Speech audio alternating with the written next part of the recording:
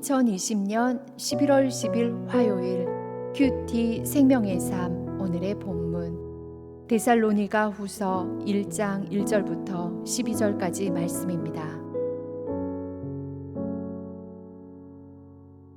바울과 실로아노와 디모데는 하나님 우리 아버지와 주 예수 그리스도 안에 있는 데살로니가인의 교회에 편지하노니 하나님 아버지와 주 예수 그리스도로부터 은혜와 평강이 너희에게 있을지어다. 형제들아, 우리가 너희를 위하여 항상 하나님께 감사할지니 이것이 당연함은 너희의 믿음이 더욱 자라고 너희가 다 각기 서로 사랑함이 풍성함이니 그러므로 너희가 견디고 있는 모든 박해와 환난 중에서 너희 인내와 믿음으로 말미암아 하나님의 여러 교회에서 우리가 친히 자랑하노라. 이는 하나님의 공의로운 심판의 표요 너희로 하여금 하나님의 나라에 합당한 자로 여김을 받게 하려 함이니 그 나라를 위하여 너희가 또한 고난을 받느니라. 너희로 환난을 받게 하는 자들에게는 환난으로 갚으시고 환난을 받는 너희에게는 우리와 함께 안식으로 갚으시는 것이 하나님의 공이시니 주 예수께서 자기의 능력의 천사들과 함께 하늘로부터 불꽃 가운데 나타나실 때에 하나님을 모르는 자들과 우리 주 예수의 복음에 복종하지 않는 자들에게 형벌을 내리시리니 이런 자들은 주의 얼굴과 그의 힘의 영광을 떠나 영원한 멸망의 형벌을 받으리로다. 그날에 그가 강림하사 그의 성도들에게서 영광을 받으시고 모든 믿는 자들에게서 놀랍게 여김을 얻으시리니 이는 우리의 증거가 너희에게 믿어졌음이라. 이러므로 우리도 항상 너희를 위하여 기도함은 우리 하나님이 너희를 그 부르심에 합당한 자로 여기시고 모든 선을 기뻐함과 믿음의 역사를 능력으로 이루게 하시고 우리 하나님과 주 예수 그리스도의 은혜대로 우리 주 예수의 이름이 너희 가운데서 영광을 받으시고 너희도 그 안에서 영광을 받게 하려 함이라. 아멘.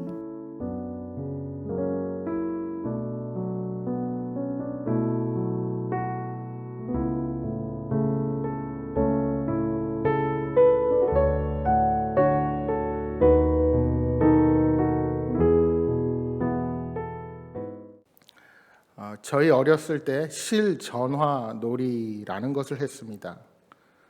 혹시 기억하시는 분들이 계실지 모르겠는데 종이컵 같은 것에 구멍을 뚫고 실을 연결하여서 멀리 떨어져서 서로가 말하고 듣고 하는 것입니다. 요즘 아이들은 시도도 해보지 않을 놀이이지요. 그러나 과학적인 측면에서는 한번 시도해 볼 필요가 있습니다. 해보신 분들은 그 과정이 어떻게 전개되는지 아실 것입니다. 메시지는 그 실 전화선을 따라서 이 사람에게서 저 사람에게로 전달되고 마침내 마지막으로 통하는 사람들은 자기가 들은 것이 무엇인지 밝히게 됩니다. 그러면 대개 마지막 사람의 보고는 첫째 사람이 전달한 것과 대개 조금 달라집니다. 계속 듣고 되풀이하는 과정에서 메시지가 왜곡되는 것입니다. 여러분, 서로 간의 의사소통은 때로는 대단히 까다로운 것이 될 수 있습니다. 듣고 되풀이하는 것은 처음 말했던 것과 항상 일치하는 것이 아니기 때문입니다. 그런데 분명히 데살로니가 교회에도 이런 일이 일어났을 것입니다. 바울은 데살로니가 성도들을 가르치고 격려하고 굳세게 하기 위해서 온정이 넘치는 편지를 써 보냈습니다. 하지만 이러한 실 전화 놀이처럼 많은 데살로니가 성도들은 메시지를 잘못 곡해해서 이해한 것입니다. 그들 중에는 성경적인 무지나 이기적인 동기 때문에 그 진리를 왜곡해서 받아들이기도 했습니다. 그래서 예수님께서 당장 오실 것이라 생각하고 그들이 하던 일을 멈추고 멍하니 하늘만 쳐다보는 사람들도 있었습니다. 교회에 대한 핍박이 갈수록 심해지자 바울의 말에 대한 이러한 왜곡된 해석은 더욱 그럴듯하게 들리게 된 것입니다. 그래서 주의 날이 이르렀다고 더욱 생각하게 된 것입니다. 이러한 소식을 접하게 된 바울은 갑자기 이루어지게 될 주님의 다시 오심을 마치 지금 자신의 세대에 이루어질 것으로 착각하고 생활과 생업을 내팽개친 채로 주님의 재림만을 고대하는 이들을 위해서 다시 데살로니가로 편지를 쓰게 된 것입니다. 물론 데살로니가 교회와 성도들은 사도 바울의 자랑거리였습니다. 이제 믿음을 가진 지 얼마 되지 않는 초신자들의 교회가 굳건한 믿음을 보였기에 바울은 그들이 자랑스러웠습니다. 다만 바울은 이들이 흔들리지 않고 하나님 앞에 더욱 합당한 자로 세워지기를 간절히 바랬던 것입니다. 그래서 디모데로부터 보고를 받은 바울 사도는 먼저 그들을 칭찬하고 격려합니다. 그들은 서로 사랑하며 박해와 환난을 이겨내고 있었습니다. 그래서 바울은 하나님께 감사하며 이것이 당연하다 하고 말씀합니다.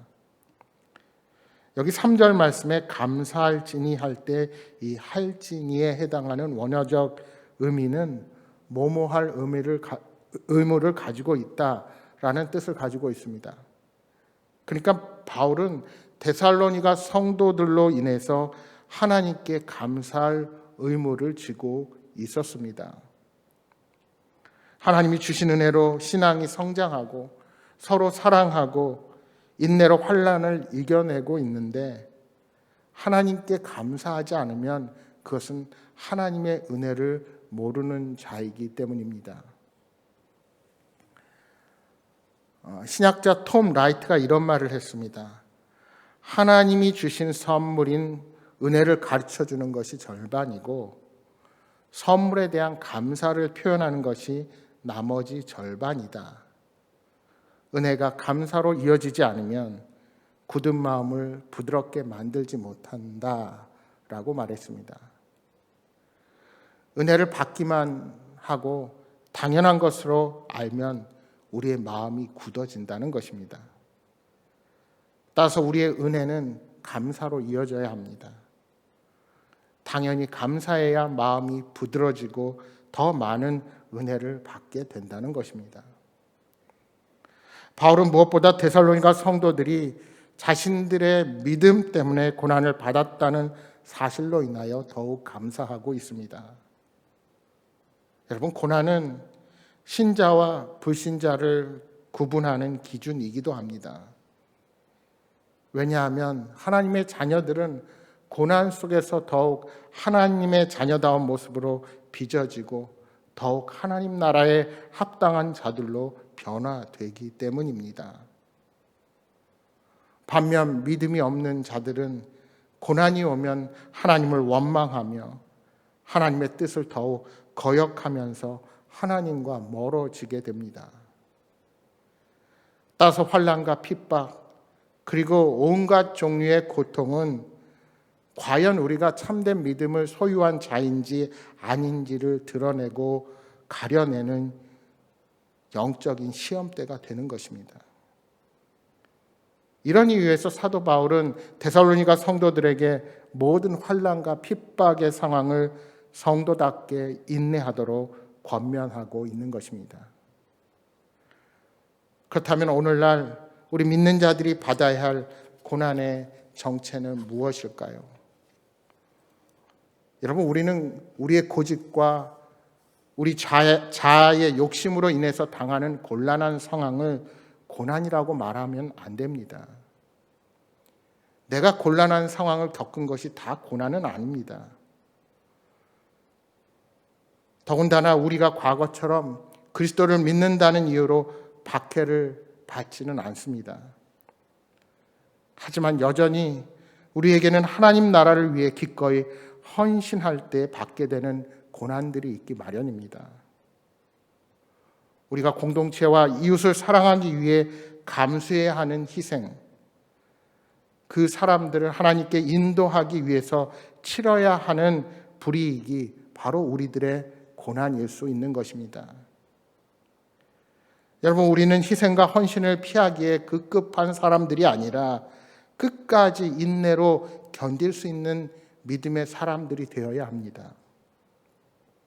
고난이 인내를 부르고 인내가 주님의 인격을 닮게 하며 마침내 우리에게 소망을 가져다 주기 때문입니다. 따라서 하나님의 약속을 신뢰하면 우리는 어떠한 고난도 이길 수가 있는 것입니다. 비록 우리가 이 땅에서 고난과 환난을 통과하고 있지만 그 모든 고통에는 끝이 있습니다. 주님이 다시 재림하시는 심판의 날에 성도들에게는 영원한 안식이 주어지게 될 것입니다. 그러나 주님이 다시 오시는 그날에 하나님을 알지 못하는 자들과 우리 주 예수 그리스도의 복음에 순종하지 않는 자들에게는 심판과 영벌이 주어지게 될 것입니다. 그날이 되면 하나님께서 예수 그리스도를 통해 이루신 구원이 얼마나 놀라운 것인지를 밝히 드러내게 될 것입니다. 그래서 하늘과 땅의 모든 피조물이 예수님의 이름 앞에 무릎을 꿇고 그분이 주님이시라고 고백함으로 그분을 찬양하게 될 것입니다. 주님께서 마땅히 받으셔야 할 이러한 영광을 간절히 사모하는 것이 이 땅을 살아가는 성도들의 바른 자세입니다. 그러므로 성도는 더 이상 자신을 위해서 살지 않고 오직 주님께서 받으실 영광을 위해 살아야 합니다. 오늘 우리가 주님보다 세상의 것이 내게 가장 큰 문제로 다가온다면 우리는 우리 자신의 하던 모든 일을 내려놓고 다시 우리의 신앙을 점검해야 합니다. 그렇다면 우리가 어떠한 삶을 살아야 하나님이 영광을 받으실 수 있을까요? 우리가 그리스도의 형상으로 변화되어야 합니다. 우리의 성품 속에 성령의 열매가 나타나는 삶을 살아가야 하는 것입니다. 허물과 죄로 죽었던 죄인들에게 그리스도의 형상이 드러나고 성령의 열매가 맺혀갈 때 하나님이 우리를 통해서 영광을 받으십니다. 주님께서 이 땅에 다시 오실 때 부끄럼 없는 모습으로 서도록 날마다 성령의 열매를 사모하며 거룩함의 모습으로 변화되어가는 여러분 모두가 되시기를 소망합니다. 사랑하는 여러분, 고난에는 반드시 끝이 있습니다. 왜요? 주님이 다시 오시기 때문입니다. 그러므로 우리는 이 소망을 붙잡고 고난 속에서도 절망하거나 낙심하지 말아야 합니다. 오늘 우리에게 주신 은혜를 기억하고 서로 사랑하며 감사하는 삶을 살아가십시오. 그리고 예수님을 닮아가며 하나님의 영광을 드러내는 여러분 모두가 되시기를 주님의 이름으로 축복합니다. 오늘 주신 말씀 기억하면서 우리 함께 기도하겠습니다. 주님, 어떤 상황과 환경에서도 다시 오실 주님을 만날 영광의 날을 바라보며 인내로서 승리의 삶을 살아가게 하여 주옵소서. 날마다 거룩함의 삶으로 주님을 닮아가는 하나님이 기뻐하시는 자로 서게 하여 주옵소서. 성령님, 오늘도 우리와 동행하여 주옵소서 하고 기도하시기 바랍니다. 또한 여러분 가지고 오신 간절한 기도 제목 놓고 기도하시다가 돌아가시기 바랍니다. 함께 기도하겠습니다.